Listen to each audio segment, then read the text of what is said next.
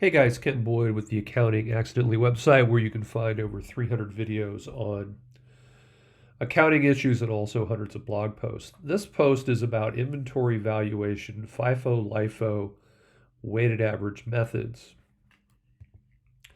Here's the Accounting Accidentally website, the homepage. You can find links to the blogs and YouTube videos here.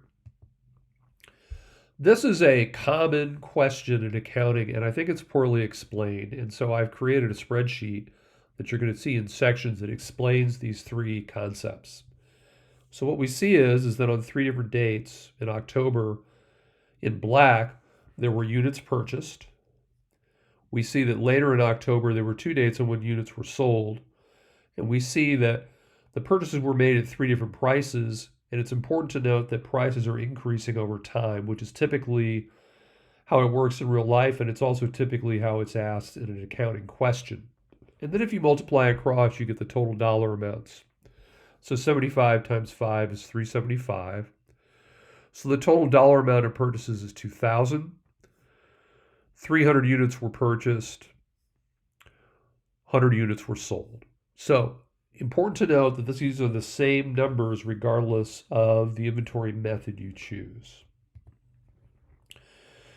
The first in, first out FIFO method assumes that the oldest units are sold first, those at $10.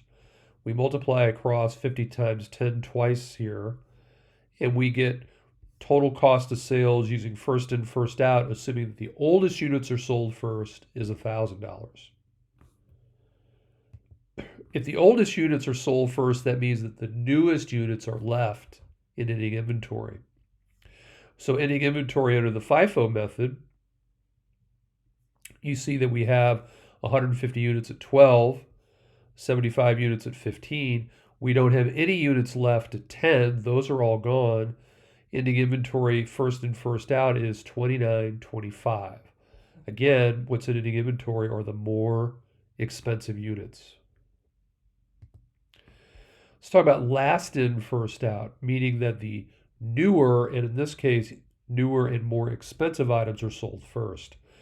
So we start with the most expensive items that were purchased at 15, followed by the units that were purchased at 12. We sell all the units at 15, some of the units at $12. We end up with total cost of $14.25, which is higher than FIFO because we're selling more expensive units first. Ending inventory under LIFO is the flip side. What's left at the end of the month in ending inventory are the least expensive units, the ones at $10 and some of the ones at $12. We have ending inventory of $2,500. Now you'll note, if I go back, 1,000 cost of sales plus 29.25 is 39.25 total value of inventory. If I go to LIFO, 14.25 plus 2,500 is the same 39.25 total value of ending inventory. So the total dollars are the same. It's the allocation between cost of sales and ending inventory that is different. And then finally, what about weighted average? Well, we get this $12.08 by taking the total dollar amount of the purchases divided by the number of units purchased, and we get $12.08. And it's easy. We just assign $12.08 to the 100 units sold to get $1,208. Ending inventory, same thing. Here's our ending inventory units. We multiply them by 1208. We get 2717. And again, if you take 1208 plus 2717, you're going to get that same $39.25 amount.